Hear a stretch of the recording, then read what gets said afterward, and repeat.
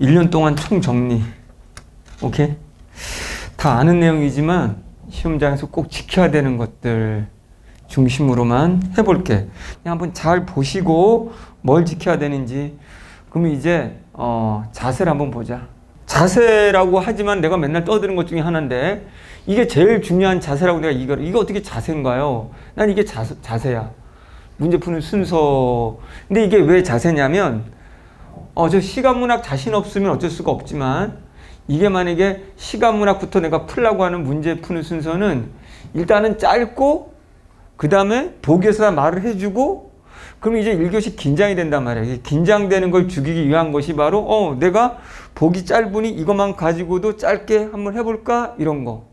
근데 중요한 게 우리가 보기 연습을 많이 했는데 선택지가 보기만 보고 답이 안 보이네 라고 당하면 안 되고 답이 안 보여도 기준은 잡고 가서 내가 해석을 하니까 오히려 쉽게 다른 친구들은 뭐가 나올까? 현대시어 큰일 났는데 내가 모르는 거 나오면 안 되는데 이럴 때 우리는 그게 아니라 시간문학 보기 먼저 보고 또 선택지를 자세히 봤더니 이런 내용이네 편안한 마음으로. 그러니까 이거는 문제 푸는 순서는 여러 가지 의미가 있지만 첫 번째 시간문학 푸는 건 나는 긴장감을 낮추기 위해서, 긴장을 풀기 위해서 이렇게 한 거고, 그리고 내가 볼 때는 내 개인적인 입장에서는 문학이 훨씬 쉬우니까, 문학은 보기에서 다 주니까 시간을 줄일 수 있으니까 이렇게 난 문학을 먼저 해서 난 시간을 좀 줄이는 과목으로.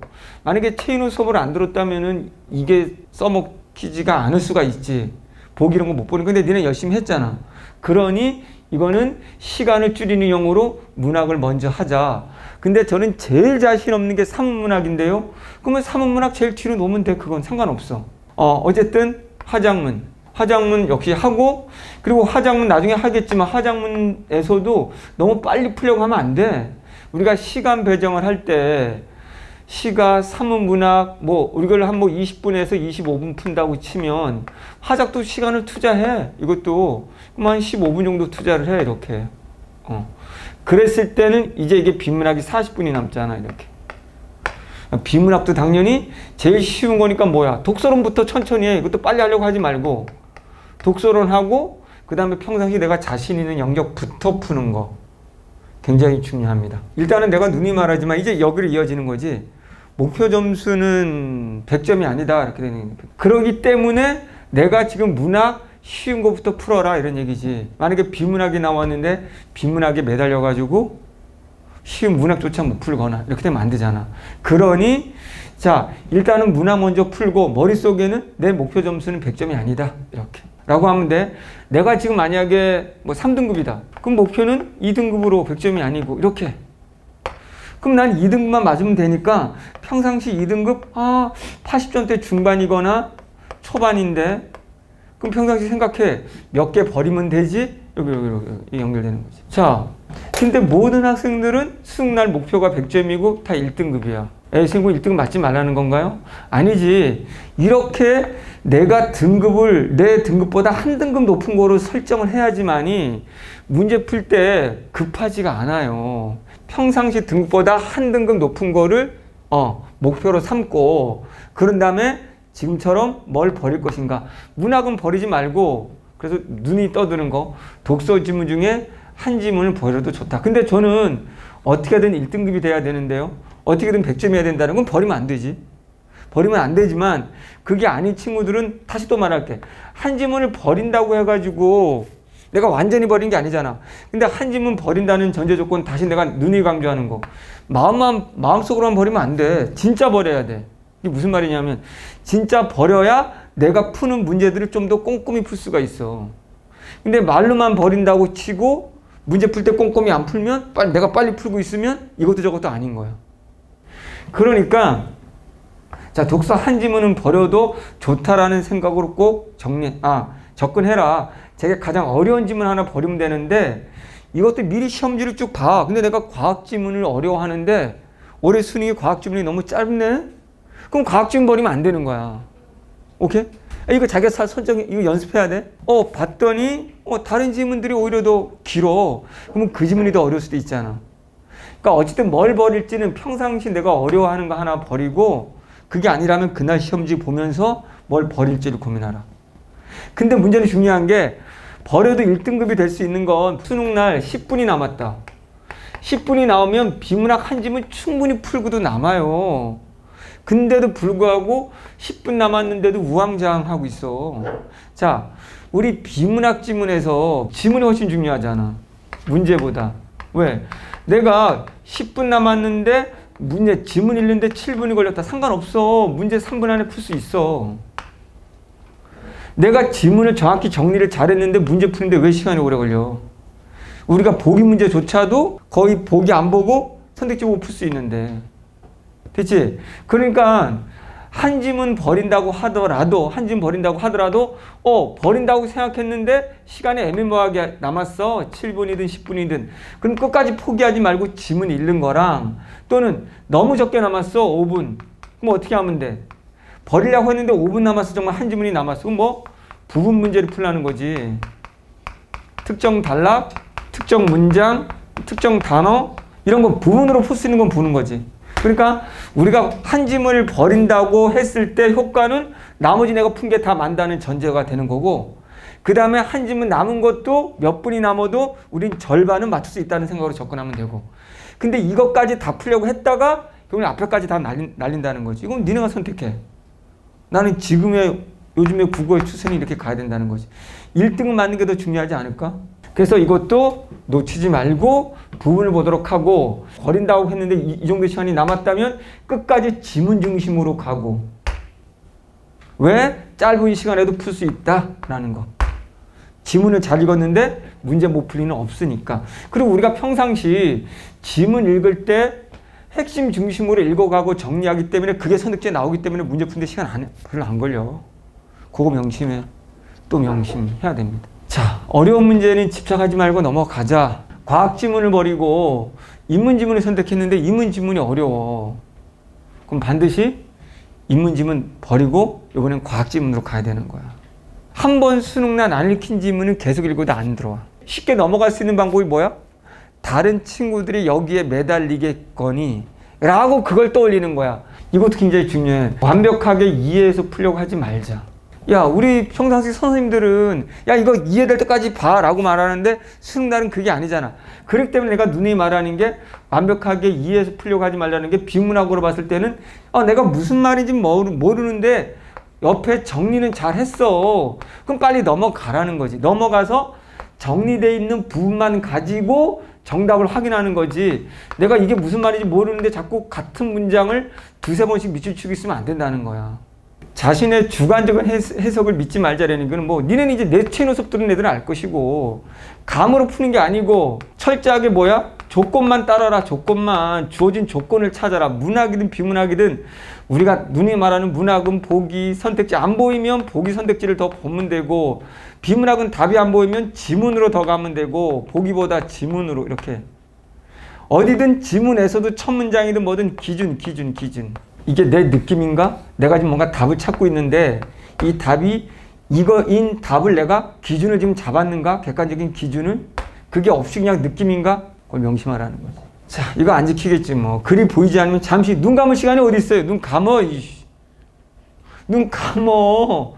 채인호, 쟤는 지금 우리가 점수 맞으라고 하는 거냐 떨어지라고 하는 거냐. 나는 이게 지금 몇십 년 동안에 이게 내가 이 노하우를 갖다 설명해 주는 거야. 실제로 남은 기간 혼자 모의사 볼 때 안 보이면 눈 감아봐. 눈 감으라는 의미는 뭐야? 야, 눈 감고 잘한 얘기야?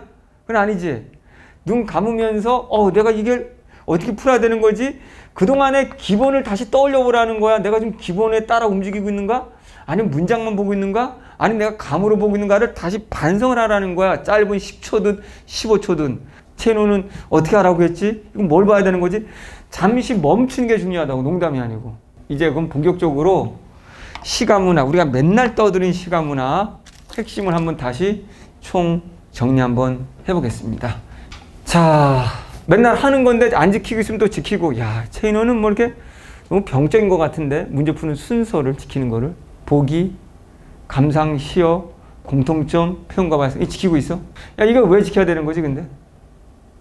보기가 기준이 돼서 이 가시의 감상이든 가시어든, 왜 보통 요즘 수능 어떻게 나와? 보기 해놓고 가, 나, 다 둘 다 공통의 것들을 보기로 다 말해주잖아. 근데 특정 시어, 가에 대한 시어를 물었더라도 여기 나온 시어들은 이 핵심으로부터 벗어나지 않을 거 아니에요. 그러니 우리가 이거를 가지고 이거를 보고, 그런 다음에 공통점도 가를 핵심을 말해줬고 가까지 물었는데 가의 특징이 A래, 이별의 그리움. 그럼 또 이거 당연한 거지. 뭐 공통점 그냥 또 이렇게 나오잖아. 그러면 이거죠. 문제 푸는 순서를, 우리 프린트물 있지? 문제 푸는 순서를 지키는 거. 문제 푸는 순서를 지키는 거 정말 이거 남은 시간에도 연습해라. 일주일이라도 연습. 그 다음, 자, 맨날 하는 보기 문제 해석과 정답의 근거가 보기에 있는데 맨날 하는 거 제발 요거 안 하고 있으면 제발 우리 요거 좀 보기 내용을 구조화해? 야, 요즘 보기 내용은 하나의 내용이 나오지 않잖아. 보기 내용이 가와 나 두 개를, 보기를 가지고 가와 나 둘 다를 말한다면, 야, 처음에는 둘 다 공통점, 아, 이들은 이별에 아픕니다. 그런데 가는 봤더니 이별이 고향과 이별인데, 고향에서도 고향에 가지 못했을 때는 그리움인데, 고향에 왔을 때는 빠트. 그러나 왔을 때는 또 뭐다. 이에 반해 나는 이제 사랑하는 님과 이별인데 어쩌고저쩌고. 이 조건들이 여러 개야. 공통범주가 있고 각각의 특징이 있고 각각의 안에서도 고향에 갔을 때, 못 갔을 때, 갔을 때 이런 식으로. 근데 그래서 정답은 어떻게 내냐면 총 5가지 이렇게 나온다고 치면 이런 것들을 서로 연결해서 막 바꿔서 내는 거지, 범주를. 그러니까 시간 걸린다고 생각하지 말고 제발 보기를 오른쪽에다가 구조화해. 사실 내가 시가 문학 중에서도 제일 먼저 풀라고 추천하는 건 난 고전시가야. 내가 볼 때는 우주에서 제일 쉬운 게 고전시가 아니야? 야, 주제는 정해져 있고 이별, 무역, 풍자, 비판 정해져 있고 보기에는 다 현대어로 다 써주고 있고 어려운 단어는 주석으로 다 주고 있고 근데 그것들이 다 힌트고 그치? 뭐가 나와도 상관없지? 자, 오케이. 이런 것도 연습해. 이거 감상시어, 가의 감상 또는 가의 시어, 기억부터 미음 뭐 이렇게 적절하지 않은 거. 이거를 분명히 말했다. 자, 이거 만약에 이게 가라고 돼 있어. 근데 보기에 가와 나로 가를 말해주고 있어. 그러면 이 보기에서 말한 이 보기 내용과 이 문제에서 말한 선택지, 이 두 개를 가지고 1차적으로 이걸 접근하고, 근데 이게 없이, 보기가 없이 순수 그냥 이것만 묻고 있어. 그럼 뭐하라? 분명히 똑같아. 1번 기억, 별은 어쩌고저쩌고 이렇게 돼 있다. 그러면 말했듯이 바로 별 가지 말랬어. 니은 3번 디귿 이렇게. 그럼 뭐하라? 여기에 있는 것들을 다 읽어. 특히 서술부를 다 읽어. 서술부를 다 보면 여기에 적절하지 않은 거니까 핵심이 보이잖아. 핵심이. 자, 우리 뭐 하는 거니? 무조건 해석하러 들지 마. 그게 고전시가든 현대시든 이거 나오면 서술부 다 풀어진 이게 핵심이니까 이걸 보고, 그런 다음에 야, 1, 2, 3, 4, 5번 봤더니 전체 핵심으로 봤을 때 3번 얘는 좀 논리 범주가 안 맞는 것 같은데, 그럼 얘부터 기억 이거 갈 시간 없어. 근데 정말 3번 가봤더니 틀리네. 그 대신 3번 가서 확인할 때도 머릿속에는 이 전체 잡은 걸 기준으로 가지고 가서 3번을 확인해야지.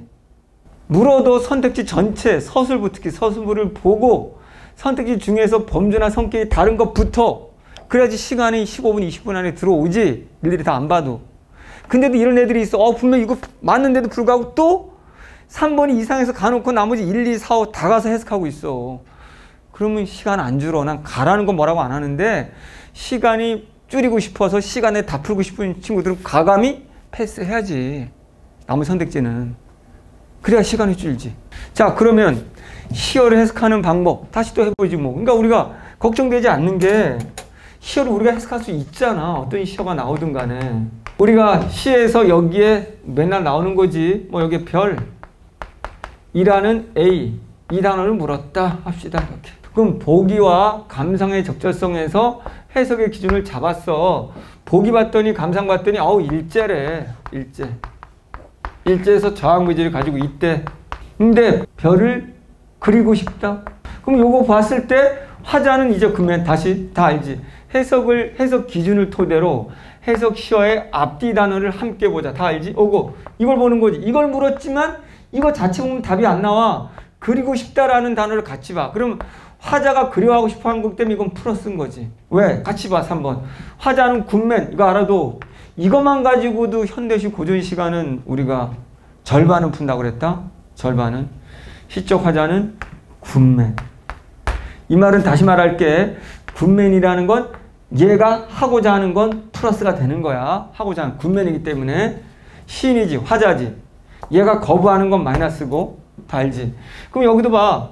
얘가 하고 싶어 하는 거네. 화자가 별을 보고 싶어. 그리고 싶어 하는 거네. 그럼 이거는 여기 보기 들어라면 뭐 저항의지라고 해석해야 돼. 저항의지. 별. 저항의지. 이렇게. 그리고 시의 주제와 태도는 마지막 부분에 있다라는 것도 중요한 게 뭐냐면 자, 보기에서 무슨 말을 했어. 저항의지야, 핵심이. 근데 이제 시로 해석하러 갔어. 근데 마지막 연의 마지막 부분에 해석이 안 돼. 해석이 안 되더라도 무조건 뭐라고 해야 돼? 저항의지야, 이거는. 시도 똑같이 기승전 결 마지막 연에 결론이 있게 돼 있거든. 근데 보기에서 결론을 미리 다 말해줬어. 주제가 저항의지라고. 그럼 이건 이 마지막 부분에 해석이 안 되더라도 이건 저항의지인 거야. 자, 5번 또 기본 해봅시다. 이제 현대시 처한현실 대부분이 마이너스고 그냥 이 처한현실이 이제 일제, 독재, 분단 이런 거 몰라도 돼. 몰라도 되지만 무조건 처한현실은 99% 그냥 마이너스야. 그러다 보니까 화자는 굿맨이니까 마이너스 현실에 있으니까 화자의 심리도 이것만 알아둬도 뭐 심리는 마이너스야. 그렇지? 태도는 굿맨이니까 대부분 플러스야. 보통 극복 의지, 절망 속에서도 의지. 근데 그러나 그냥 절망으로 남는 사람들도 있어. 근데 대부분은 이거지. 굿맨이라서. 야, 특히 시간 문학에서 시간 많이 줄여야 돼. 어쨌든 극복 의지 이상량이 많고 나머지 뭐 비판, 절망, 체념, 연민, 연대 이런 것들은 뭐 봐주시면 될 것 같고. 자, 우리 고전시가 같은 경우에는 자연 친화의 경우만 정서가 플러스야. 화자가 자연에 있을 때 무조건 플러스니까 기본 알지? 고전시가 쉬운 건 봤더니 이별이냐 또는 화자가 자연 속에 있느냐 또는 지금 정치가 혼란한 걸 비판하려고 하는 건가. 큰 틀에서 이거지. 이거 왜 없으면 이거 왜 다른 게 나왔는데 그럼 기타야. 그럼 걱정하지 말고 이 기타는 역시 보기에서 주어진 조건대로 그냥 움직이면 돼. 큰 틀에서 세 가지. 기양, 이건 다 알 것이고 이별이지. 귀향에서의 고통, 이별의 고통이지 뭐. 다시 돌아오고 싶은 거고 자연 친화, 요즘 너무 많이 나와서 세속이 더러워서 버린 거고 난 자연 속에서 욕심 없이 사는 거야. 만족, 여유, 풍류, 흥, 술 한잔 마시는 거야. 풍류, 노는 거야. 그리고 자연이 너무 좋다고 말해야 되는 거지. 자연 너무 좋아. 그 자연과 내가 하나 됐어. 화자는 보통 어부라고 설정해. 산에 있는 늙은이라고 설정해. 정치적 혼란, 간신배, 탄간오리, 당쟁 뭐 이런 애들 비판의 대상이지. 이런 애들 풍자 비판. 근데 얘네들한테 당하는 민중이나 충신들 나오면 연민, 충신들 나오면 지저절개. 당하는 민중들 연민, 충신들 지저절개. 지저절개는 당연히 매란 국축송 나오면 이거는 무조건 마이너스 뭐 비바람 같은 게 나와야 되겠지. 눈 뭐 이런 거 얘네 죽이려고 하는 거. 이때 여기서 중요한 건 화자가 어디에 위치했느냐가 굉장히 중요해. 화자가 자연 속에 있다면 이미 세속을 떠나니까 세속과 대비가 되는 거고 화자가 자연 세속 속에 있다면 화자가 여기에 있다면 자연을 그리워하는 거고 자연을 가고 싶어 하는 거고 요 위치 화자가 어디에 있니? 이거에 따라 해석이 달라지는 거니까 위치를 중요하게 여기세요. 위치. 자, 표현과 발상. 뭐 표현과 발상은 일단은 눈으로 확인해야 돼. 어쩔 수 없어. 이건 실용 문제인데 이거조차 안 가려고 하는 문제가 있는 건데 가서 확인해. 이거 뜻풀이가 아니잖아. 그래서 쉬운 선택지가 일단 답이라고 생각하면 되고 선택 중에서 어려운 개념이나 낯선 나 무슨 말인지 모르겠는데 무조건 답이 아닌 거야. 다시 수능은 어려운 거 묻지 않는다고 그래서 지식을 묻지 않는다고 했어. 자, 그러면 요즘 가장 많이 나오는 게 무조건 이거야. 현대시든 고전시가든 새가 나왔다. 시 속에 새가 있다. 그럼 새랑 화자는 어떤 관계야? 이런 얘기지 뭐. 맨날 나오는 거. 같은 관계, 동일한 관계야? 아니면 서로 대비적인 관계야? 이거야, 이거 무조건 나오면. 뭘 묻는다? 시의 대상물이 나왔다? 이거다. 아주 쉽게. 꽃이 피었네? 피다야, 꽃이 피다. 근데 보기 봤더니 화자는 이별인데? 그럼 대비네. 이렇게 되는 거죠. 근데 새가 운다야? 근데 아까 보기 봤더니 화자는 이별이네? 그럼 마이너스 상이잖아? 그럼 이건 동일이네? 대변. 아주 쉽지. 기준 잡고 보기에서 다 말했기 때문에 화자가 어떤 상태인지 보기 선택지 말했기 때문에 이 문제를 풀더라도 이 단어만 보는 것이 아니라 이미 화자가 어떤 상태인지를 보기를 가지고 이 시어를 봐야 되겠지. 가장 많이 나오는 게 이거죠. 나머지는 여러분이 한번 보시면 될 것 같고. 자, 아까도 말한 것처럼 공통점 문제는 제일 나중에 푸시기 바랍니다. 그 다음 결합형. 어떻게 결합될지 모르겠어. 올해 지금 6월, 9월에서는 계속 현대시 만 결합되어 나왔는데 모르지. 현대시 비문학이 결합되면 우리 보기는 사라진다고 했어. 그럼 비문학을 가지고 현대시 풀려고 했고. 그건 더 좋은 문제지. 더 길잖아, 보기가. 역시 고전시가하고 비문학이 나와도 이걸 먼저 보아야 되는 것이고. 근데 현대시하고 만약에 현대소설, 고전시가랑 고전소설 이렇게 결합되는 경우는 뭐 먼저 풀까요?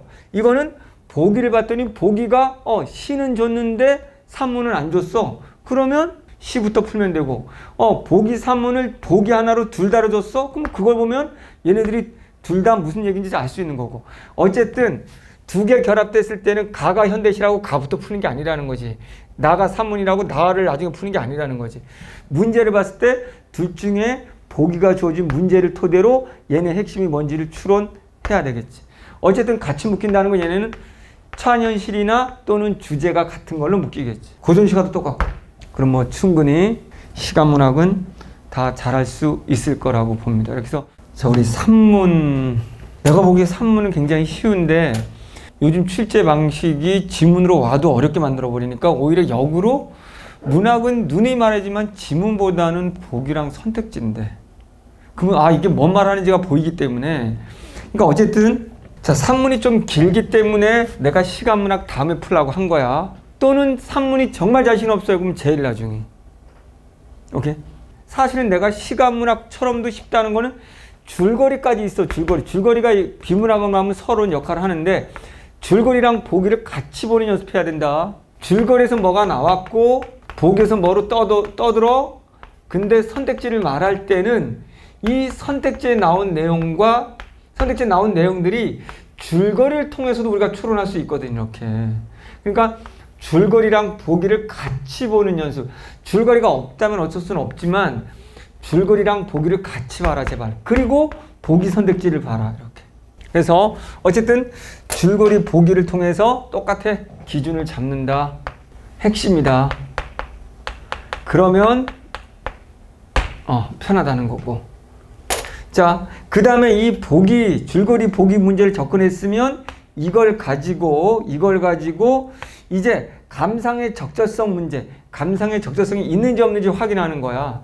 만약에 그의 수능에 감상의 적절성이 없다. 그럼 이제 지문 안 가도 된다는 게 확 꽂히는 거지. 근데 감상의 적절성이 있다? 그러면 지문 빨리 가는 거지. 보기 문제 끝나고 가자. 그러니까 지문으로 갈지 안 갈지를 결정하는 건 얘라는 거지. 얘가 없으면 안 가도 된다. 그냥 미리 봐라. 감상 문제가 없으면 부분, 줄거리 문제, 그리고 부분으로 가는 거지. 그래서 여기 지문 독해 순서. 자, 보기 줄거리 문제를 보고 이 문제를 풀어. 그런 다음에 감상의 적절성 선택지를 봐. 이 문제가 있네? 그럼 만약에 이 문제가 없다면 바로 독해할 필요도 없어. 독해하지도 말고 뭐야? 특정 단락, 문장, 단어 문제. 이거 부분만 가, 부분만. 시간을 줄이기 위해서. 저는요, 무조건 지문 갈래요. 그럼 가야지 뭐 어쩔 수 없어, 그거는. 민주주의 사회니까. 나는 시간을 줄이기 위해서, 한 문제도 풀기 위해서. 그렇지. 자, 독해할 때 집중해야 될 부분은 인물의 유형으로 예측하라는 말은 무슨 말이냐면, 야, 보기를 먼저 보면 인물이 보여야 되잖아, 줄거리랑. 야, 개똥이 나왔는데 얘 소장농이야. 얘는 플러스 인물이야. 그럼 이제 글 읽을 때 개똥이 나오면 무조건 머릿속에 벌써 게임 끝나야 돼. 얘 개똥이는 이 얘기 할 거야. 얘는 좋은 애야. 그럼 소장료니까 얘는 계속 소장료 피해보는 얘기 할 거야. 라고 생각하면서 빠르게 읽어야지 그냥 맨 땅에 처음부터 이렇게 읽으면 안 된다는 거지. 그럼 모든 문장 다 봐야 되고 이게 무슨 말인지 지멋대로 해석하게 되는 거고. 이해됐니? 이게 그 말이고 인물의 유형으로 예측하라. 얘를 고전소설로 말한다면 봤더니 계모가 나와. 그럼 거의 95% 계모는 마이너스야. 그런데다가 보기 봤더니 계모가 마이너스라고 얘기가 나왔어. 선택지 보니까. 그러면 지문 읽을 때 계모 나오는 부분 얘는 무조건 계모가 엄청 많은 말을 해도 얘 모함하는 거고 보기 봤더니 나쁜 얘기 빨리 휙 지나가야지. 이걸 일일이 해석하고 있으면 안 된다고. 고나 한자와 매달려서. 근데 이거 굉장히 쉬운 건데 이것 때문에 고전설 때문에 안 되는 애들이 진짜 많아요. 일일이 다 매달리니까. 다시 한번. 소설은 뭐로써 읽어라? 보기에서 잡은 인물의 유형으로 빠르게 읽어라. 얘가 하는 얘기 무조건 좋은 얘기. 얘는 무조건 마이너스 얘기. 근데 보기 봤더니 어떤 마이너스 얘기냐면 얘가 지금 계모야? 그럼 본초 자식들 괴롭히는 얘기, 모함하는 얘기. 이렇게 애정소설이야? 봤더니 얘가 마이너스라고 보기에서 말했어? 그럼 둘의 사랑을 방해 어떻게 방해? 무조건 그냥 방해하는 내용. 그래서 머리에 있어야 되는 거지. 그래야 빠르게 읽지. 그 다음에 이것도 굉장히 중요해요. 2번도. 선택지를 봤더니 갈등이 해소된다 안 된다 이런 말이 나오잖아. 그렇지? 그러면 우리는 요즘 어떻게 푸냐면 선택지에서 갈등 해소의 실마리 이런 것들이 많이 나온단 말이야. 일단 보기를 먼저 봤으면 이 지문의 내용이 갈등이 지속되는 건지 갈등이 끝난다는 건지가 보기에서 벌써 알 수 있어. 보기랑 선택지를 보면. 그런데다가 거기서 못 잡았으면 어떻게 알아? 시간 줄여야 되니까. 끝부분 가봐라. 끝부분. 갈등이 해소되려면 앞에 갈등이 있어야 되고 뒷부분에서 끝나야 되잖아. 그럼 무조건 지문의 끝부분에 가서 확인해라. 마지막 부분에서. 중요하고. 자, 고전소설이 좀 어려운 게 있다면 자꾸 똑같은 사람인데 인물이 바뀌어. 채공, 그래서 인호, 아들, 이런 식으로 막 바뀌어. 강사, 직업이 나왔다, 이렇게 막 이런단 말이야. 작가, 이렇게 막 바뀐다. 그러니까 그게 바로 같은 인물을 이거 굉장히 평상시 연습하라고. 얘가 같은 인물인데 이렇게 다르게 표현하는구나. 고전소설에서는 이런 명칭들을 이렇게 쓰는구나. 오케이? 역시 보기 문제 똑같습니다. 시간문학하고. 자, 최근 2년 동안 소설 보기 문제들이 굉장히 어려워. 선택지 조건부 소설부가. 그러니 못 풀지. 요즘 애들은 소설을. 자, 너희는 풀 수 있어야 돼. 자, 맨날 똑같은 얘기인데 다시 해볼게. 시하고 똑같아. 문학은 다 똑같아. 그리고 조건부, 서술부. 그럼 무조건 1순위가 이 서술부가 보기와 일치하는지. 이 부분이 다 일치한다면 두 번째, 요걸 봐라. 그런데 우리는 빨리 풀 수 있는 건 어차피 이거 읽잖아. 이거 읽으면서 이거 보잖아. 이거 읽었는데 바로 내가 머릿속에 일부러 까먹진 않잖아. 그치? 까먹진 않고 이러고 봤는데 얘네 둘이 안 맞는 것 같은데? 그럼 후보 남겨두고 쫙 봐. 근데 다 맞아? 서술부가? 그럼 다 얘 이렇게 바로 올 수 있는 거지. 이해됐지?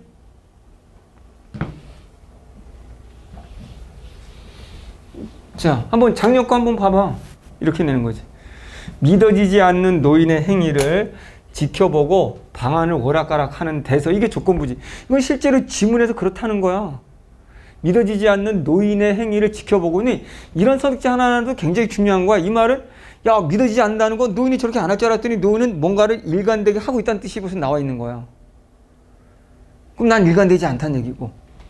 지켜보고, 행위를 지켜보고 방안을 오락가락하는 데서.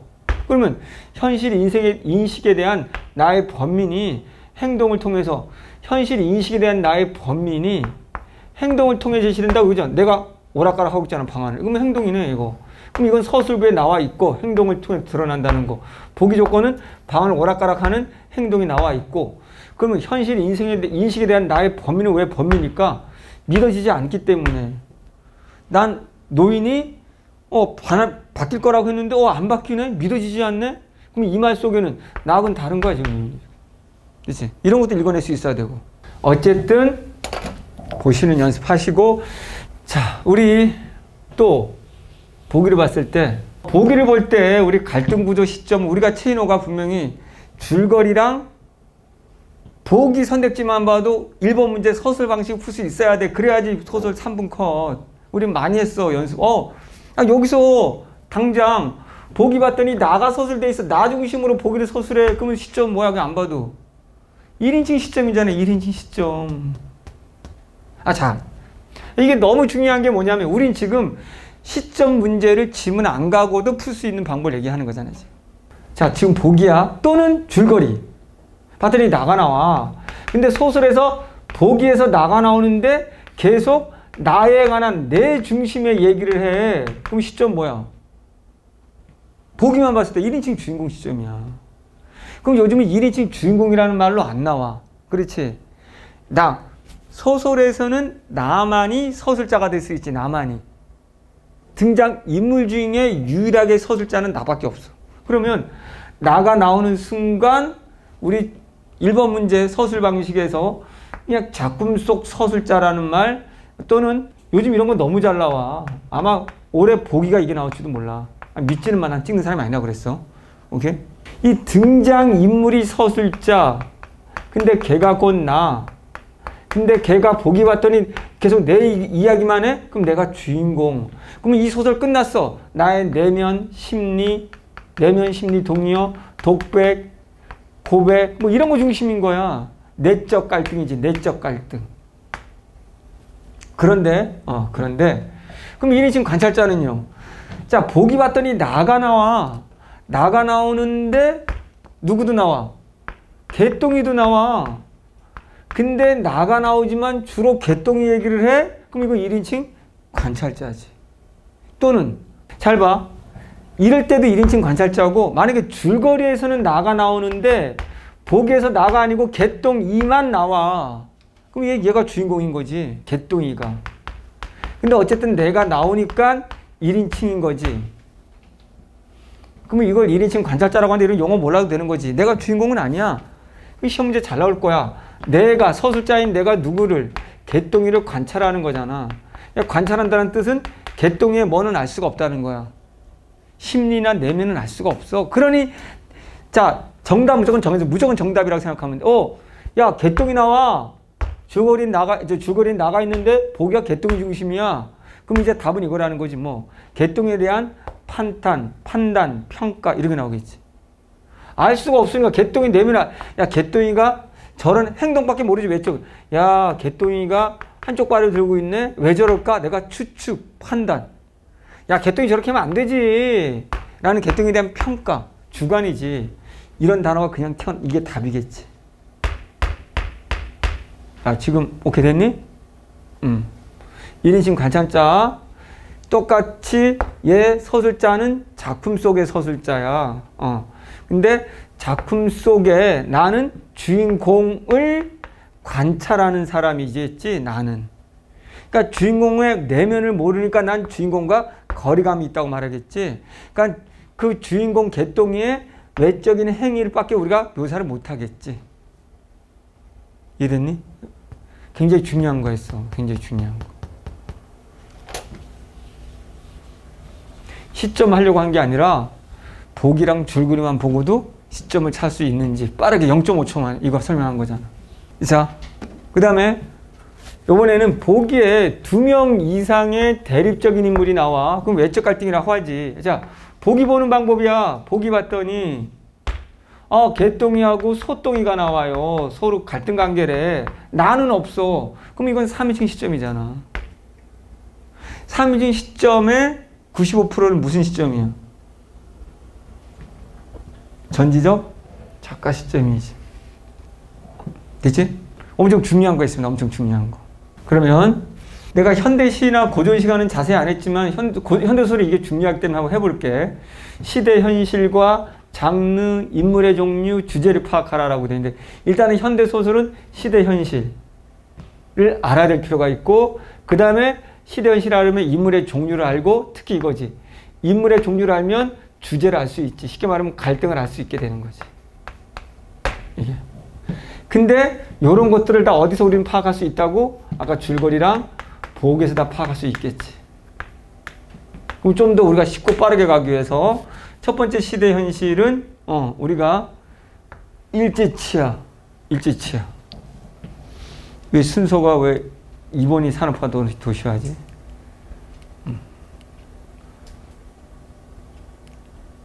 자, 일제치하일 때 인물은 소시민이 나올 수 있고 소시민 나오면 다 때려치고 그냥 가난이야. 절망이야. 이거만 알면 되지. 소시민 나오면 가난, 절망. 지식인 나오면 무조건 뭐야? 무기력이야. 아는 건 많은데 지금 일본 놈의 땅이라서 할 수 있는 게 없어. 이 더러운 세상 비판이지. 유일하게 얘네들은 굿맨인데 현대소설에서 배트맨이 주인공인가? 여기야. 얘 배트맨이 주인공이야. 기회주의자. 주인공이 기회주의자. 마이너스 인물일 때는 무조건 뭐다? 얘가 얼마나 나쁜 짓 하는지 소설을 보여주겠지. 그 나쁜 짓을 통해 독자들이 얘를 까게 만드는 거겠지. 이렇게. 요거. 자, 산업화 도시야. 별거 없어. 또 뭐야, 주제는? 소심들 나오겠지. 산업화 도시화에 남은 이면 나오겠지. 무조건 이면. 워낙 자주 나오니까. 겉은 화려한데 속으로 가면 우리 소시민들은 가난하겠지. 대부분 이런 소시민들은 도시로 올라온 고향을 상실해서 농촌 출신이지. 최인호 같은 사람들이지. 깡촌에서 올라와가지고. 아이고, 잘 살았네. 그렇지. 자, 독재 정권이 잘 나오진 않았지만 나올 수도 있겠죠, 올해는. 자, 군사 독재 정권 나오면 우리가 쉽게 두 부류가 있는데 일단은 주로 이게 나와, 지식인이. 왜냐하면 독재 정권일 때 지식인들은 뭐 한다? 얘네는 이 부조리한 독재 정권을 밝히고 싶은데 독재 정권의 억압 때문에 그렇게 하지 못하겠지. 억압, 폭력. 그러니까 자유가 없는 거지. 언론의 자유. 그러다 보니까 할 수 있는 게 무기력해. 그렇지만 어쨌든 저항을 해야 돼. 무기력으로 끝나면 비판. 그러나 혼자서라도 저항을 해야 돼. 그럼 플러스 인물이 되는 거지.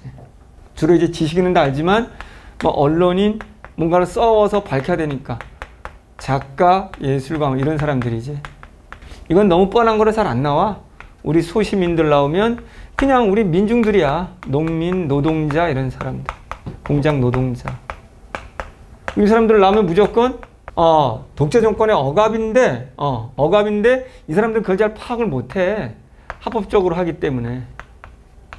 나중에 깨우치고 나서 저항을 하는 구조로 돼 있는 거지, 보통. 전쟁 중일 때하고 후로 나눠지지.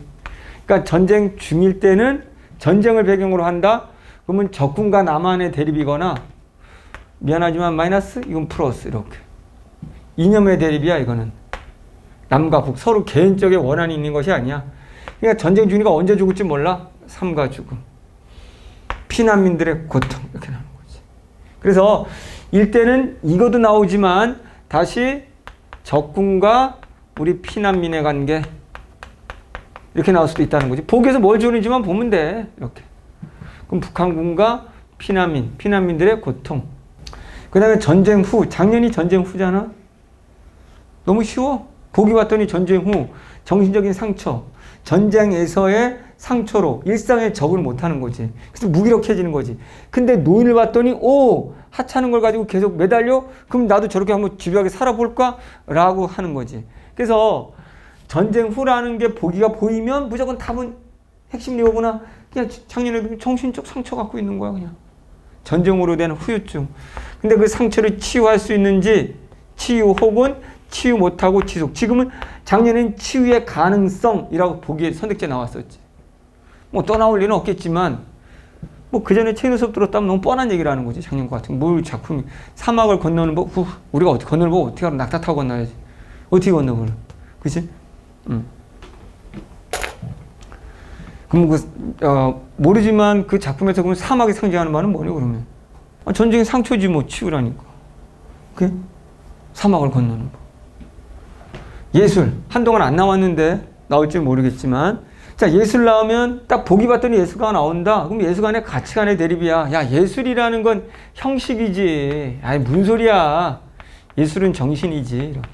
예술가의 가치관 이게 형식인지 정신인지 뭘 중시하는지 예술가마다 가치관이 다른 거지. 오케이? 예술가의 가치관 또는 한 명이 나온다면 예술가 A 한 명이 나온다면 야 내가 지금 이 예술에서 먹고 살 수 있겠어? 지금은 물질, 돈의 시대인데 예술이 밥 먹여줘 이렇게 되는 거지. 그랬을 때의 고뇌 또는 어쨌든 예술을 하는데 가장 갈림이 되는 게 현실이 돈이지 돈, 자본. 그게 아니더라도 예수가 한 명이 나올 경우는 계속 내적인 고뇌겠지 예술을 계속 하느냐 못하느냐의 고뇌. 그런데 어쨌든 예술가들은 그런 고뇌를 이기고 나서 승화, 더 높은 세계로 경지에 오르는 거지. 자 이제 고전소설 한번 보시죠. 고전소설 어려워하는 친구들 어렵지 않습니다. 다시 한번 고전소설 뭐해? 또 역시 야 고어나 한자 이런 거 무시해. 딱 한마디로 말할게 또 똑같아. 감상어로 적절하지 않은 거 있으면 그거에 선택지 감상어로 적절하지 않은 거 선택지 그거 단어 확인하러만 가. 뜻풀이 찾지 말고. 그리고 나머지는 뭐해? 나머지는 그냥 보기 가지고 다 풀어. 보기 가지고 보기 선택지를 가지고 가서 풀어. 오케이? 보기든 줄거리에서 꼭 인물의 관계가 정리, 구조가 정리된 다음에 문제 풀어야 돼. 이거 안 하면 절대 안 들어와. 자, 가정소설. 본처하고 첩의 갈등. 보통은 뭐고? 뱃걸. 그치? 뱃걸들이 본처를 모함하지? 야, 우리 고전소설은 현대술하고 다르게 주로 마이너스 인물 중심으로 보면 돼. 왜냐면 플러스 인물들은 당연한 거 좋은 것만 해. 근데 마이너스 인물들이 어떻게 갈등을 일으키느냐가 포인트지. 있지? 우리 인생도 그렇거든. 우리가 힘든 건 내 때문에 힘든 게 아니고 이 마이너스 인물들이 나를. 그렇지? 자, 첩. 이런 경우고 어쨌든 이 첩이 본처자를 빼앗으려고 모함을 하는데 정자를 모함하고 바람 피웠다고. 결론은 근데 권선징악 본처가 이겨. 왜? 반드시 고전소설의 핵심은 조력자들이 등장하기 때문에. 또는 계모랑 본처 자식들하고의 갈등. 그럼 어떻게 하면 본처 자식들을 쫓아낼까라고 계모가 모함을 하겠지. 군담 영웅소설. 이것도 너무 쉬워. 영웅이니까. 전쟁 중에 영웅. 그럼 영웅들 보기 봤더니 영웅이라는 게 보여. 자, 우리 이거 가정소설인 거를 암기할 필요가 없이 쉽게 찾는 방법이 보기나 선택지 줄거리 봤더니 C가 2명 나오면 된다고 그랬지. C. 무슨 C, 무슨 C. 2명만 나오면 무조건 가정소설이라고 그랬지. 기본이지. 그럼 너무 쉽게 끝난 거잖아. 야, 근데 보기 봤더니 이 C가 마이너스 거리래? 그럼 끝났네? 이렇게. 엄청 빨리 가야 되는 거야. 자, 군담 영소설은 어쨌든 보기 줄거리 보면 영이라고 나와. 적과 싸워서 이긴다고 나와. 근데 기본 구조가 영웅의 고난이야. 가족과 이별하고 전쟁으로 인해서 이별하고 또는 얘가 자라난 상태라면 관직에 있는 상태라면 모함에 관심매들의 모함으로 기양을 가게 되는 거고 등등. 그러나 언제나 조력자가 등장하고 고전소설의 핵심은 조력자가 등장이라는 거지. 조력자의 역할도 잘 물어보지. 이 조력자들이 곧 전기적인 조력자냐 비전기적인 조력자냐가 다른 거지. 특히 전기적인 조력자 할 때는 어떨 때니? 인물이 원래 출신이 어디 출신일 때? 천상 출신일 때 조력자들도 전기적인 애들이지. 천상 애들이 도와주는 거지. 알아? 너 이거 아주 쉬운 거지. 이게 보통 어떻게 알려줘? 보통 꿈을 꿔가지고 천상으로 들어가서 네 도움 받을 거야. 도와줄 사람 내려갈 거야. 그럼 꿈속에서 자신의 어떤 신분, 원래 그것을 확인하게 되는 거지. 내가 원래 천상에 있었네? 이런 식으로. 그리고 조력자의 도움을 받고 전쟁 중에서 싸울 때 전기성. 근데 이때 영웅이 현실적인 인물이야. 이순신 장군이야. 현실적인 인물일 때는 전기성이 없고 현실적인 인물이 아닐 때가 전기성이 있는 거야. 당연히 해피엔딩으로 끝나지. 애정소설. 애정소설을 봤더니 남과 여가 둘이 사랑을 해? 근데 부모 허락 없이 결혼해? 또는 자유연애를 해? 그러면 100% 누가 방해를 해? 부모가 그걸 갈라놓겠지. 자, 다시 한번 아주 쉽게 보기 위해서 보기 봤더니 줄거리 봤더니 남녀가 사랑한다는 얘기 나와? 그럼 이 소설 다 읽었네? 라는 거지. 보기 봤을 때 이 사랑을 누가 갈라놓을까? 이것만 보면 되는 거지. 갈라놓는 건 부모네? 또는 부모가 아니면 권력자네? 왕이거나 또는 왕 주변에 이 간신배 같은 놈들이 자기 사위, 자기 며느리 삼으려고. 그러면 이 소설의 핵심은 오로지 얘가 어떻게 얘네 둘을 갈라놓는가 방해하는 것만 찾으면 되는 거지. 근데 이 방해를 또 조력자가 나타나서 도와주고 사랑으로 이루어지고. 그러니까 이 사랑은 육아적인, 권력이나 육아적인 것보다 순수한 자유연애, 이게 더 승리한다는 거지. 이렇게. 자, 판소리계 소설. 얘네들 무조건 나오면 이제부터 판소리, 의인, 목류 다 이렇게 이 부분은 전부 다 공통점이 뭐야? 부정적인 인물에 대한 풍자, 비판이 이 소설의 모두 공통점이야. 근데 부정적인 인물은 누구니 다 정해졌지. 누구니? 양반들. 또는 양반 중에 탐관오리 또는 위정자, 정치하는 자들, 간신배들이지. 오케이? 정해진 거야. 고전소설은. 그럼 몇 개 없어, 장르가. 그래서 판소리 소설은 양반과 권력자들의 부정, 풍자 비판, 그들한테 당하고 있는 민중들의 연민. 율문체란 용어는 안 나오지만 아주 쉽게 내려고 판소리계에는 소리, 운율이 있어, 운율. 산문인데, 소설이라는 산문인데 시처럼 운율이 있다. 그래서 이 부분, 유사한 문장이 반복되거나 특정한 상황을 막 열고, 랩 생각하면 돼, 랩. 이 판소리계 소설의 대표적인 특징이고, 내용은 이거고 특징은 이거지. 그 다음에 서술자의 갭이 특히 유난히 두드러진다. 작가가 평가를 하고 또 놀부에 대해서 느끼는 인물이 아니고 서술자 자신의 심리를 드러내고, 서술자의 심리. 그 다음 박존이라는 건 작가가 박존이라고 딱 보이는 순간 무조건 양반 까는 거야. 양반전, 허생전 뭐 등등. 그래서 성리학, 유학, 양반을 까는 거구나. 그러면 양반을 깐다는 말은 무조건 뭐다? 위선, 이걸 까는 거구나. 부조리를 까는 거야. 자, 의인소설은 이것도 마찬가지야. 봤더니 제목부터 보니까 까치전, 무슨 전, 이게 동식물의 이름이 나와. 그럼 끝났어. 그럼 무조건 까는 거야. 이때 이 나오는 동물들 중에 얘가 누구를 상징하는 건지 이것만 고르면 돼. 그냥 양반인지 위선적인 뇌물 먹는 권력자인지 둘만 고르면 돼. 둘 중에 누구지? 이렇게. 누구 까려고. 근데 보기 보면 다 설명해줬어. 자, 그동안 점수가 안 나왔더라도 이거 잘 지키고 생각하고, 결론은 보기 잘 봐, 문학은. 자, 목류롭게 소설도 마찬가지야. 목류롭게 소설도 몽자로 끝나는 거지. 꿈을 꾼다는 거지. 그래서 꿈으로 설정한 이유는 이거 시험 문제 100% 뭐가 나와? 공간 변화 나오지, 공간 변화. 현실에 있다가 현실은 무조건 마이너스 2니 꿈에서 뭐 플러스를 실현하려고 하는 거잖아. 현실이 마이너스니까 부조리하니까 현실을 까야 되고, 내가 지금 신분이 낮아. 현실에서 내가 꿈을 이룰 수 없어. 그러니 꿈속에서 소망을 실현하고 다시 현실로 돌아왔을 때 내 꿈이 허망되지 않아 라고 해서 꿈에서 있던 소재나 배경이, 공간이 똑같이 내가 그 공간에 가게 되고, 내가 꿈에서 누가 왕한테 뭔가 칼자루 하나 받았는데 잠을 깨보니까 진짜 칼자루가 있는 거지. 그러니까 어느 날 꿈에서 봤던 공간이 보이고 거기에 뭐가 있는 거지. 뭐 이런 거 있잖아. 꿈.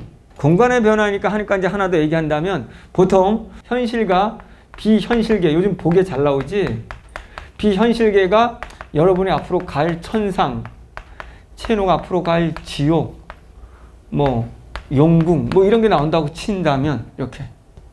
그럼 우리가 현실에 있다가 이게 비현실계로 왔다는 말을 하기보다는 비현실계가 현실하고 모습, 이거 장소의 공간에 뭔가 구체적인 묘사를 하는데 그 공간이 현실하고 다를 때 이건 공간의 이동이네 라고 선택지에서 묻지. 이렇게.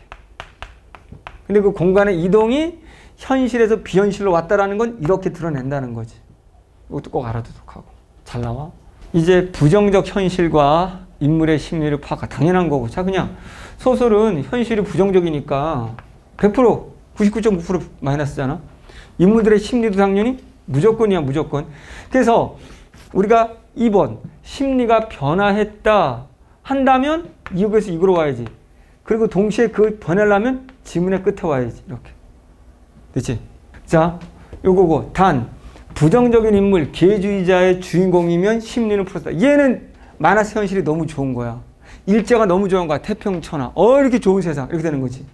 그러면 얘는 오히려 플러스에서 얘네는 망하게 해야 되니까 플러스에서 마이너스로 가는 거지. 이렇게. 근데 주인공이 굿맨이라면 마이너스에서 플러스 와야 되고 이렇게. 현실이 마이너스니까. 굿맨이니까 심리는 마이너스가 돼야 되는 거지. 됐지? 자, 특정 단락을 묻는다. 이렇게 A. 이 단락을 물었어. 봤더니 감상으로 적절하지 않은 게 없다. 그럼 그 수능은 너무 좋다. 우리한테는 전체 안 읽어도 된다. 부분만 가자. 그 부분만. 부분만 가더라도 특정 단락을 가더라도 나 같은 경우 더 시간 줄여서 어떻게 하냐면 보기를 보고 보기 문제 3번 풀었어. 근데 2번 문제가 A 단락이야. 그럼 난 A 단락도 가기도 전에 1번부터 5번까지 있으면 난 보기의 내용을 가지고 미리 여기를 봐. 보기 선택지 쭉 봤더니 이게 서술 방식이야. 그러면 보기로 못 풀 수는 있어. 근데 A도 내용에 관한 문제야. 그럼 어차피 이 A도 이 글의 지문에서 중요한 부분이잖아. 그러면 이 보기에 있는 내용이 크게 벗어나지 않기 때문에 보기를 가지고도 풀 확률이 높고 지울 수도 있고. 오케이? 근데 잘 봐. 보기 이거 꼭 먼저 봐야 돼. 선택지도 꼭 먼저 가. 이 A도 A 특정 단락도 선택지 먼저 봐. 선택지 봤더니 내용이 아니고 서술 방식이야. 서술 방식. 그러면 서술 방식이면 뭐 해야 되는 거야? 이거는 A를 가서 막 이해하려고 들면 안 돼. 여기 나온 서술 방식에 있는 내용들을 찾으러 가는 거야. 실형 문제야. 실형 문제. 이거는 빨리 찾아야 되는 거지. 이해하려고 하거나 지식을 풀면 안 되겠지. 아, 이게 논리잖아. 얘가 형식을 묻는 거야? 내용을 묻는 거야? 내용만 찾으면 되는 거지. 이걸 뭐 일일이 뜻풀이 왜 이러고 있어? 낑낑대고 있어? 이해됐니? 다시 두 가지 중요한 거야. A로 가기 전에 보기 내용이면 내용이든 뭐든 보기 선택지를 먼저 봐라. 여기서 보기로 바로 풀 수 있으면 끝내라. 안 가도 될 정도로. 오케이? 그런 다음에 서술 방식이면 미리 보고 가서 이렇게 하라. 자, 그런데 봐. 보기와 줄거리를 가지고 접근하라. A 문제지만 대화나 서술 인물의 종류와 연관지어 해석하라. 무슨 소리냐면 내용 문제야. 2번 A야. 그럼 A라고 같다고 쳐. 특히 이거 봐봐. 이거 고전소설의 경우. 현대소설도 똑같아. 자, 이거 거의 안 읽고도 다 맞출 수 있는 방법이잖아. 지금 논리. 야, 이게 A를 이렇게 물었어. 근데 여기 앞부분에 여기 봤더니 야, 첩인 김씨가 말을 하기를 하고 A를 물었어. 자, 이거 좋은 내용이야, 나쁜 내용이야? 무조건 마이너스 내용이 아니고도 된다는 거야. 김씨가 무슨 말 하겠어? 채씨 모함 하는 말 하겠지. 얘가 하는 말은 무조건 거짓이겠지. 그럼 이거 읽더라도 초스피드로 읽을 수 있단 말이지. 이게 무슨 말인지 일일이 단어를 볼 필요가 없다는 거야. 말하는 사람이 얘기 때문에. 야, 문학이라는 것은 특정 단락이나 특정 문장을 묻더라도 사설 모의고사와 다르게 전체 이 시대 현실 인물의 종류와 관련된 메타포적인 거 묻지 그냥 사전적인 의미를 묻지는 않거든. 이게 굉장히 중요한 포인트지. 그런 수능 문제는 없어. 고전소설의 경우 특정 단락 바로 문장 똑같아. 이 부분을 누가 말하는 건지 인물의 종류를 이게 현대소설 똑같고 앞뒤 문장 줄거리와 보기를 봐야 이 소설의 핵심 인물의 종류를 알 거 아니야. 바라는 인물과 누군지 얘가 사전적 의미 자체에 맞춰 해석하면 안 된다 이렇게 돼 있죠. 됐지? 야, 정말 할 얘기 다 했네. 자, 서술 방식. 우리 소설에서 서술 방식은 배경과 소재 요즘 잘 나와. 배경, 이 공간, 이 소재의 역할. 이게 가장 높은 게 1번. 무조건 소설은 인물이야, 인물. 이때 이 인물의 심리 대변이 가장 1순위인데 그러니까 인물이야. 소설 무조건 인물. 어쨌든 공간도 그렇고 우리 배경이라는 건 우리가 뭐 날씨 같은 것도 있고 이런 것도 있고 근데 대부분이 이제 뭐 비가 온다 눈이 온다라는 날씨 같은 거 이런 것들을 가지고 그럼 비가 오고 눈이 올 때 인물의 심리는 소설에서 보통 마이너스겠지. 저는 비가 너무 좋은데요. 채널도 비 좋아하거든. 그래서 책 제목이 비와 바람의 기억이잖아. 그런다고 그렇게 접근하면 안 되고 그럼 인물의 심리 마이너스를 대변하고 있는 거지. 이렇게. 그렇지? 이런 식으로 배경이 갖는 역할, 공간이 갖는 역할 심리를 대변하거나 또는 심리와 대비되거나. 이 사건 전개 암시라는 거 다 알지? 보통 앞에 배경이 제일 앞에 나오면 앞으로 이 배경 먹구름이 점점 모이기 시작했다. 또는 반대로 이제 언덕을 내려가기 시작했다. 그럼 이거는 앞으로 갈등이 심화될 거라는 거고 언덕을 내려가는 이 공간은 이제 갈등이 해소될 거라는 거고 이런 식으로. 그러니까 앞부분에 배경이 나오면 사건 전개를 암시한다. 맨 뒷부분에 배경이 나온다. 날씨가 나오든 뭐가 나온다. 그럼 그건 주제다. 플러스로 끝나면 갈등 해소. 마이너스로 끝나면 갈등 해소되지 않은 거지.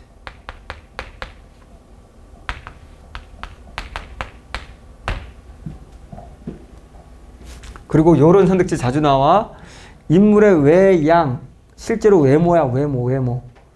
외모를 어떻게 생긴지 묘사하는지, 인물이 어떤 행동을 하는지, 이렇게 공간이 어떻게 생겼는지, 네모인지 세모인지 그 안에 뭐가 있는지 이럴 때 묘사하는 거. 이렇게. 이런 묘사를 통해서 야, 쟤 어떤 성격이겠다 라고 성격 말해주지 않았다면, 제가 왜 그 행동을 하는지 말해주지 않았다면 간접제시고 독자가 추론해야 돼. 이게 2년 전에 나왔던 보기 문제지, 보기 문제. 요즘은 요약적 제시가 잘 나오는 추세야. 특히 고전소설에서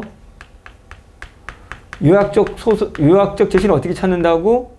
무조건 시간부사가 지난 5년 동안 뭐 언제 태어나서 어떻게 돼서 지금껏 어떻게 쭉 태어나면서부터 지금까지의 현재의 삶까지의 얘기들이 나온다. 압축적으로 나온다면 이게 요약적 제시 요약을 한 거잖아. 또는 뭐 어쨌든 최근 5년 동안 그는 어떻게 살아왔다라고 이런 시간부사가 보이는 순간 요약적 제시네 라고 이렇게.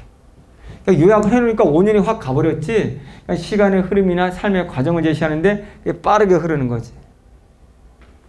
굉장히 중요하고요. 알아두시고. 그 다음에 사건 전개 순서는 현대소설은 역순행이 많고 현재에서 과거의 사건들을 회상하는 구조로 가고 고전소설은 이튿날, 다음날, 며칠 후 이렇게 순행적 시간의 흐름이 많고 100%가 아니고 역순행이란 말은 요즘 안 나오고 과거와 현재의 교차, 뭐 과거 해상 이런 식으로 요즘 나옵니다. 지문이 훨씬 중요해. 문제보다. 그러니까 문제 푸는 거에 초점 두지 말고 어떻게든 내가 지문을 정확하게 이해하고 정리했으면 문제 푸는 건 의미가 없어. 크게. 어차피 핵심만 물으니까 수능에서는. 그러니 남은 기간 동안에 비중을 지문 읽는 거에 70을 두고 실전에서도 문제 푸는 거에 30을 두는 거야. 내가 이 문제를 틀렸다면 문제 자체 때문에 문제를 몰라서가 아니고 지문을 이해를 못해서 틀린 거야. 자, 서론에서 범주 파악을 해라. 이제 서론에서 범주를 파악하라. 그러니까 서론에 특히 잘 모르겠으면 서론의 끝문장에서라도 앞으로 어떤 내용이 전개되겠다는 한 번쯤 고민해라. 여기서 한 5초 정도 쉬어. 바로 내려가지 말고 이거니까 정리를 해봐. 이거니까 이게 나오고 이런 식으로 이게 핵심이겠네 라고 한 번 몇 초 적으면 그 다음에 내가 눈이 말하는 뇌 좌뇌 우뇌 왼쪽 뇌에다가 넣어 놓는 거야. 계속 이거 나올 거라는 거. 그러면 그걸 생각하면서 읽어야 되는 거잖아. 그랬을 때 우리가 보통 이제 서론에서 전개되는 유형들이 이런 것들이 있다. 그 중에서 특히 요즘은 이거다. 거의 결국은 가나 결합형도 각각의 그 안에서 두 개가 대립적으로 나오는 거고. 됐지? 서론을 봤을 때. 이거는 개념 정의는 보통 이제 과학이나 경제, 과학기술 경제에서 미리 앞으로 뭐 할 거다. 우리가 잘 모르니까 만약에 어떤 기술이 나와. 기술이 거 잘 모르잖아. 이게 뭐라는 걸 과학이라는 거 기술이라는 거 먼저 설명해 주고 범위를 설정해 주고 그거에 대한 사례나 구체적인 과정들을 보여주는 거고. 문제 제기는 작년 같은 경우에는 자 어떤 기능이 문제가 있다. 그러면 그 문제가 왜 생긴다. 그 문제 해결은 뭐다. 그러니까 서론을 봤을 때 문제를 제기하네. 그럼 원인 나오고 이게 나올 거야. 서로 다른 두 개가 나오네. 그러면 서로 그들의 차이만 생각하면 돼. 상대적인 차이. 우리가 통념이라는 건 일반적으로 일반적으로 흔히 이런 게 나온다? 그러면 그거와 반대가 나오겠네. 이거 아주 비슷한 게 요거지. 뭐 전통 나왔네? 그럼 현대 나오겠네. 이런 식으로. 다 아는 내용일 거라고 보고요. 어쨌든 서론을 보고 뭐가 나올지 예측해라. 자, 매단락의 첫 문장. 습관들이요. 첫 단락에 집중을 하듯이 매 단락의 첫 문장에 제발 읽고 다시 5초 쉬어. 5초 쉬어. 야, 5초 쉬면서 앞으로 이거 나오겠네? 라고 기준이 잡혔으면 그 다음에 엄청 빨리 그러는 말이지. 자, 두 번째 단락의 첫 문장이 전체의 구체적인 범주다. 첫 단락 봤는데 잘 뭐가 전개될지가 안 보이는 경우가 있어. 그럴 때는 두 번째 단락의 첫 문장이 진짜 이제 기준이 되는 거야. 보이지 않는다면 이거. 매 단락의 첫 문장에서 범주를 잡고 그래야 문장을 선별 독해를 할 수 있는 거고. 매 단락의 첫 문장인데 고맙게도 그 매 단락의 첫 문장에 접속사가 있다면 벌써 그 단락은 다 읽은 거고. 접속사가 굉장히 요즘 내가 접속사 굉장히 강조하잖아. 접속사가 뒤에 접속사가 나오지만 걸리는 게 뭐냐에 따라서 앞에 접속사는 뭘 걸고 온 거지 이걸 알아야 된다고 그랬지. 접속사 문장 독해가 잘 되지 않으면 접속사 문장이라도 집중하자. 원래는 접속사가 나오면 무조건 파트든 뭐든 이 부분이 중요해. 따라서 이 부분이 중요해. 여기는 천천히 집중해서 읽어. 이게 선택지야. 그런데 독해가 전체적으로 안 돼. 그럼 포기하지 말고 읽으면서 접속사 있는 부분만이라도 밑줄을 쳐서 이 부분을 중심으로 이걸 가지고 선택지를 보라는 거지. 안 되면. 정답이 잘 보이지 않는다면 접속사 문장의 동의어를 선택지에서 선택하면 돼. 접속사 있는 문장. 이게 파트 A는 B다야. 그럼 B라는 것이 선택지에서 동의어 있으면 된단 말이야. 선택지 B-가 있네? 그럼 얘를 답으로 하라는 거지. 자, 모든 문장 해석에 매달리지 말라. 우리가 비문학 공부를 잘못해가지고 모든 문장을 하나하나 뜻풀이하고 있으면 이건 안 읽은 거랑 똑같다고 그랬어. 그럼 이 문장이 한 100개가 들어와가지고 어떻게 하라는 거야 이거 지금. 아무것도 안 들어온 거지. 그러니까 제발 명심해. 모든 문장 해석보다는 전체적인 틀, 또 똑같은 얘기야. 기준에서 연관된 문장들. 그러니까 이 문장 50개를 다 읽고 나서 정리하면 5개 문장 정도로 압축되게 매달리게 하나 정도씩 이렇게. 세부적인 문장 뜻풀이는 안 묻고 중요한 문장은 첫 단락의 범주와 매 단락의 첫 문장의 범주와 동일한 것들이고 별거 아니지만 이런 거 보조사 제발 잘 보고 보조사 뭐뭐가 아니라 뭐뭐보다 이거 잘 보고 이런 거 나오면 이거 무조건 선택지에 나오는 거니까. 자, 모든 문장에 매달리지 않으려면 기준을 잡아야지. 기준을 잡지 않으면 모든 문장에 매달릴 수밖에 없게 되는 거거든. 자, 영역별 독해법 요약하면서 독해하라. 안 하겠지. 제발. 제일 앞면, 제일 뒷면 여백에다가 제발 여백. 그리고 제발 그 여백, 이게 다 낱장으로 띄어지잖아. 그 여백을 가지고 내가 푸는 지문 바로 옆에다 갖다 대놓고 바로 옆에다 쓰면서 제발 정리하면서. 그 여백은 정리하라고 있는 거야. 거기 써 있잖아. 비문학은 그 여백, 이걸 활용해서 정리하세요. 라고. 못 봤어? 써 있어. 논리적으로 제발 범주상으로 정리하라고. 범주상으로. 범주상 정리는 또 무슨 말이야? 자꾸 이상한 소리를 하는 거야. 야, 우리 두 개를 만약에 뭐 나왔다. 뭐 우리 작년 수능처럼 뭐 이덕무와 박재관가? 이덕무가 먼저 나온다. 그러면 이덕무는 중화사상을 뭐 찬성인지 반대인지. 그래서 조선을 이거를 수용하자는지 말자인지. 그러면 박재가 읽을 때도 중화사상, 찬성 반대, 조선 수용. 이런 부분. 앞에 핵심이 이거면 뒤에 벌써 예측하면서 이것들을 정리하지 나머지를 정리했다 그러면 군더더기가 되는 거야. 내가 제대로 정리했는지 안 했는지는 범주, 앞에 하고 범주가 맞는지. 그러니까 범주상으로 제발 정리해라. 그리고 다시 말할게. 요약 정리하면서 시간이 더 오래 걸렸어요. 한 1분 정도? 2분 정도? 근데 문제 풀 때 요약한 것만 보면 되기 때문에 시간이 더 줄어. 근데 애들은 대충 읽고 문제 풀 때 계속 왔다 갔다 해. 근데 왔다 갔다 하는데 요즘은 아까 한 문장 한 문장 안 묻는다고 했잖아. 이 문장과 이 문장에 비교해서 문제를 내고 있는데 한 문장 한 문장 보니까 이걸 답을 어떻게 찾아. 계속 왔다 갔다 하는데 답은 안 보이지. 자, 결합형 가달락 첫 단락에서 나달락도 예치가 있을까? 가달락 첫 단락 읽는 순간 나달락 이거 나오겠네. 왜? 가와 나달락은 둘이 중심화제가 같아야 되기 때문에. 그렇지? 작년 수능은 가달락 첫 문장 보자마자 중국에 대한 사상이야. 그럼 나도 중국에 대해서 생겼어.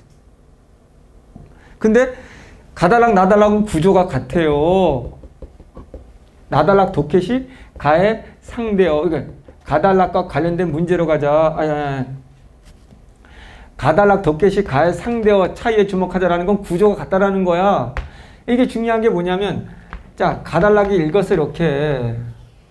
그러면 나달락이 같이 온다는 건 논리상으로 얘네가 공통의 화제를, 작년 같으면 중국에 대해서, 중국 사상에 대해서 화제가 같은 거고, 봤더니 얘네가 박제가와 이동무가 서로 대비되는 거였다.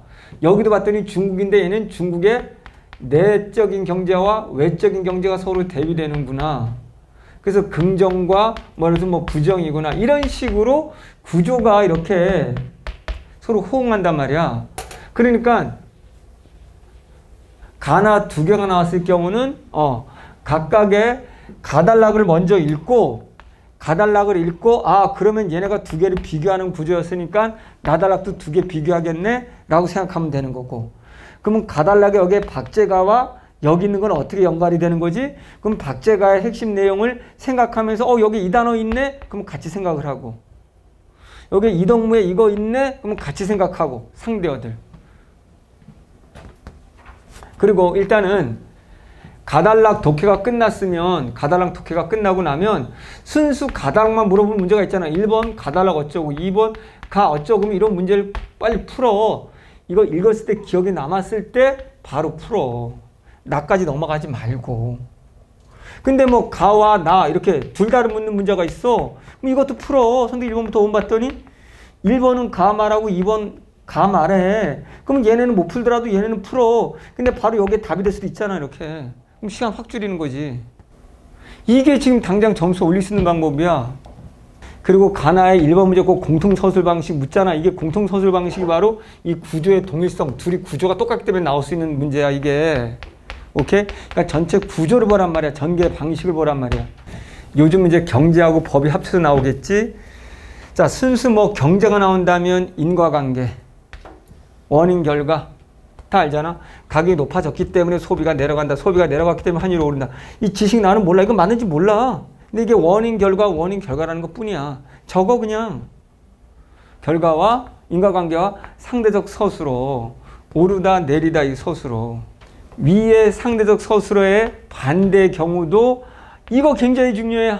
선택지는 이걸 물어. 이거를 이렇게 말해놓고 이와 만약에 그래서 경제가 침체되었을 때는 이렇다 이렇게 나왔어. 근데 이와 경기가 호황일 때는 이와 반대 현상이 나타난다. 이렇게 그냥 끝난단 말이야. 근데 이거를 물어. 이거 반대 현상을. 그럼 미리 이걸 적었어야 되는 거지. 야, 무조건 다시 경제지문 나면 이거 나왔다. 그럼 밑에 같이 적어. 묻지 않아도 내려가면 오르고 이거 무조건 적어놔. 무조건. 문제는 이거를 물으니까 답은 여기서 이거. 습관들이야 이거. 만약에 법지문이 나온다. 그러면 두 사람의 법적 문제를 파악하라고 그랬지? 요즘 나오는 게 맨날 나오는 게 갑, 을, 채권자, 채무자, 맨날 이거 나오잖아. 둘의 관계. 그렇지? 둘의 관계인데 둘의 뭐가 생겨? 둘이 싸우잖아. 그렇지? 뭐가 문제가 반드시 생겨야 이 글이 전개되는 거잖아. 그러면 이런 게 왜 문제가 되는가?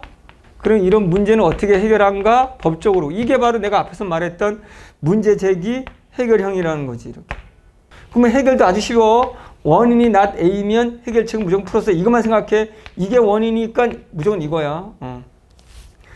법적인 문제로. 예를 들어서 채무자가 채무자가 갚지 않았어. 그럼 해결책은 어떻게 채무자가 갚도록 하는 건가? 이게 되는 거지. 갚는 방법. 현금으로 갚고 카드로 갚고 그것만 찾으면 되는 거지. 그러면 대체 뭘 갚을지를. 다른 거 다 읽지 말라는 거지. 이 원인이 이거니까 해결책 이 중에 뭐지? 요것만 생각하면서 읽어야지 빨리 읽는다는 거지. 과학기술. 문과생들 과학기술이 많이 어렵다고 느끼면 포기할 때 이걸 포기하고, 인과관계와 똑같아. 상대적 서술어를 정리하라. 이때 선생님 부피가 높으면 왜 압력이 낮아지죠? 이런 거 궁금해하지만 그런 거 할 시간 없어. 그게 정답으로 나오려면 왜 그런지 또 설명을 해야 돼 여기서. 그럼 그것으로 또 따라가면 되는 거야. 그냥 따라가면 돼. 근데 그 설명이 없다? 궁금해하지 말고 빨리 정리하면서 빨리 치고 빠져. 자, 위 상대적 서술어의 반대 경우도 똑같아. 아까 경지하고 반대도 적어라. 어떻게? 미리 같이 가라. 부피 낮으면 압력 높, 속도 높. 이렇게 서로 떨어져. 이거 경제도 똑같아. 서로 떨어지는 인과관계를 서로 연결하라. 야, 부피하고 양력의 얘기가 나왔어. 그럼 앞에 내용과 연결을 시켜라. 압력, 이게 부피하고 양력 얘기잖아. 그럼 부피인데 압력인데 속도인데 갖다 붙이면 돼. 양력으로. 이렇게. 자, 과학기술 지문은 어쨌든 기술이라는 거 합쳐지면서 중요한 건 기술은 작동하는 방식이잖아. 어떻게라는 how만 생각해라. 아까 얘기한 거 한 번 읽어서 독해가 안 되는 제시문은 일단 넘어가자. 제발. 오케이? 천천히 논리적으로 독해하라. 이거 무슨 말이야? 생각하면서 읽으라고. 얘 기준이 뭐니까 앞으로 뭐가 나올 거야. 다시 말하면 기준을 생각하고 다음 걸 예측하라는 거지. 이게 머리 이게 나오네. 기준으로 예측하면서 예측하는 문장을 그때 찾는 거다. 다시 모든 문장을 쫓아가는 것이 아니라 우리 문장을 리드한다. 천천히 한 번에 독해하는 것이 여러 번 보는 것보다 더 빠르다. 다시 이렇게 막 넘어가지 말라고. 천천히 읽으라고. 그래서 다시 지문 독해의 70% 독해 70% 시간을 할애하고 문제풀이 30% 제발. 자, 독해하면서 바로 문제를 풀어라. 지켜. 요즘 A 이렇게 나오잖아요. 이렇게 A. 그럼 이 독해 끝났으면 바로가 A 문제 있다는 뜻이니까 이게 기억이 남을 때 또 읽다가 기억. 그럼 이 기억이라는 문장이야. 그럼 이 단락이 끝나고 나면 바로가 더 빨리 풀고 싶으면 이 기억 문장 다음까지 읽고 넘어가. 비문학. 정답은 지문에 있지 니네 지식에 있지도 않고 문제에 있지도 않아. 특정 문장도 똑같아. 문장 자체의 의미 해석이 아니라 앞뒤 문장. 하나의 단락이야. 기억을 물었어. 그러면 이 단락이 독해가 끝나고 나면 바로 문제를 풀러 가는데 보통 답은 앞문장과 뒷문장에 있거나 그래도 없다면 어쨌든 이 단락 안에 어딘가 있다는 거지. 한 단락 안에서 기억을 물었기 때문에. 보기 문제. 비문학의 보기 문제는 윗글을 토대로 보기잖아. 윗글 토대, 윗글의 관점에서 보기. 그러니까 선택지가 어떻게 만들어진다고? 1번. 앞에 조건부가 보기야, 이거는. 그러면 이때 조건부는, 보기에 관한 조건부는 맞다는 전제로 가라고. 그런 다음에 이 서술부는 윗글에 있는지를 봐야 된다고. 윗글과의 일치 여부를 봐야 된다고. 보기 문제 풀 때 보기보다는 뭘 중심으로? 윗글을 중심으로. 보기 이 자체를 보지 말고 윗글과 선택지부터. 그 중에서도 뭐 선택지의 서술부부터 확인하고 답이 없으면 그때 보기로 가라. 도표나 자료 자체보다 윗글과의 관계성을 파악하라. 그럼 여러분 뭐 보기 이렇게 나왔는데 특히 그래프 이런 거 나온다. 그럼 이런 거 너무 신경 쓰지 마. 이게 A, B 이렇게 나온 거 신경 쓰지 말고 이런 건 선택지 보고 치고 올라오면 되고. 과학기술 경제 지문의 보기 문제에서는 정답 후보는 찍더라도 상득 서술어 높다 낮다 이런 상득 서술어와 인과관계가 들어가 있는 거를 답으로 하세요. 찍더라도. 자, 일치성 문제. 역시 다음 일치하는 거, 적절하지 않은 거 이런 거 묻는 거지. 인문지문은 주로 선택지 중에 이런 거 상대어 들어가 있는 거 하나다, 개별이다, 전체다. 봤더니 이런 개별 전체 이런 것들 찍더라도 당연히 지문 잘 읽었으면 이런 말 필요 없는 거고 시간 없어 찍어야 되겠어요. 인문지문은 이런 것들. 그리고 결합지문인데 만약에 당연히 다 읽었으면 결합지문 주로 일치문제에 공통점 차이점 묻겠지. 그 다음에 두 개 이상 화제, 두 개 결합해서 비교하는 거. 근데 아까처럼 A의 관점은 특성 BC가 있는데 B의 관점은 서로 대비되는데 두 개인데 여기 봤더니 D하고 E야. 근데 선택지에서는 A의 관점을 G라고 집어넣거나 B의 관점을 C라고 집어넣거나 이렇게 문제를 답을 만들거든. 완전히 새로운 걸 가져오는 게 아니라. 그거 기억하시고. 자, 어휘 문제, 사전적, 문맥적 의미. 지금 내가 따로 어떻게 어휘 문제를 공부할 수는 없잖아. 그렇지? 어휘 문제를 따로 공부할 수 없으니 내가 누누이 말했던 것처럼 어떤 A라는 어휘를 묻는다면 요 앞에 오는 목적에 속하는 거나 요런 단어, 요 앞에 단어의 범주를 봐라. 범주의 차이를 고민해라. 그럼 같은 범주 찾으면 되는 거지. 뭘 먹는 건지. 하나 더 뭐 고민하라고? 문장 구조. 여기는 뭐뭐를 먹는다야. 근데 뭐뭐에서 먹는다? 그럼 뭐 다른데? 에서는? 빵에서 먹는다는 뭐 없지만 이런 식으로 문장 구조, 문장 성분이 다른 걸 골라라. 그냥 같은 거 고르는 거지. 같은 거 고르니까. 같은 거를 고르면 됩니다. 화법과 작문 혹시 한 애들이 좀 많으니까 간단하게 빠르게. 화법 작문은 독서 영역을처럼 똑같이 풀면 돼. 화법 작문은 무조건 다 독서 영역이야. 따르게 하는 방법이 없어. 그래서 첫 단락에서 이게 뭐든 간에 첫 단락에서 딱 보면 범위가 쉽게 보여. 독해 서론처럼. 그거 생각하면서 읽어. 화법 작문 읽는데 거기 봤더니 이런 똑같아. 제시문에서 대화든 이게 강연이든 뭐든 특정 단락 물으면 바로 답 찾고 특정 문장, 특정 단락 바로바로 답 찾는 거 똑같습니다. 독서 영역하고. 쉽다고 생각하지 말고 빠르게 풀어서도 안 돼. 이것도 영역을 15분 정도는 충분히. 왜? 여기서 맞으나 다른 데서 말하나 점수는 똑같아. 그 다음에 서술, 대화. 만약에 이게 이게 어떤 대화나 강연 이런 것들에 서술 방식, 쉽게 말하면 비문하고 나면 전개 방식, 서술 방식. 그걸 묻는 문제 있다. 뭐 강연하면서 청중의 대화를 듣고 또는 뭐 사례를 들어서 뭐 어쩌고저쩌고 공유한 경험을 토대 이런 게 나오잖아. 전개 방식은 선택지를 먼저 봐라. 유일하게 선택지를 미리 보고 나면 독해 끝나고 나면 답이 쉽게 보이기 때문에 서술 방식에 관한 건 미리 선택지를 보고 글로 읽어가라. 그리고 가가 화법인데 나가 장문 두 개 결합되어 있는 거 가부터 읽고 나 장문으로 가는데 당연히 가 독해가 끝나면 바로 가만 물어본 질문 문제로 가야 되는 거고 가의 내용이 단순히 그냥 순수 내용에 관한 건지 나 글쓰기에 요 조건 야 화법에서 대화를 나누는데 야 이렇게 글을 써라고 글쓰기 위한 조건들을 설명하는 대화라면 이때는 조건들을 일일이 다 메모해야 돼. 반드시 조건들을 잘 정리하면서 읽어야 돼. 서론에서 어떤 걸 집어넣고 본론은 뭘 하고 결론은 이런 식으로 쓰자. 정리해야 돼. 나의 내용을 읽을 때는 이제 앞에 말한 조건들을 지켰는지 또는 내용이라면 서로 동일 일치하는지를 생각하면서 읽어야 되는 거야. 자, 보기 문제. 화법 작문에서의 보기 문제는 비문하고 똑같은데 보기 문제가 새로운 내용이 아니고 윗글에 있는 내용과 동일한 내용이야. 근데 동일한데 수능하고 좀 다른 건 윗글에 없는 게 더 추가되거나 또 빠지거나 이런 것들이 있어. 그러니까 보기하고 똑같은데 더 추가되었거나 달라진 부분이 있다면 그 부분을 정답으로 묻고 있거든. 그 부분을 잘 집중해서 보면 될 것 같고. 자료를 주고 자료와 제시문들이 같이 나올 경우는 자료들을 가와 나 두 개로 별개로 만약에 나왔는데 두 개 자료를 같이 묶어서 하나의 선택지로 말하고 있을 때 그 선택지부터 보자는 거지.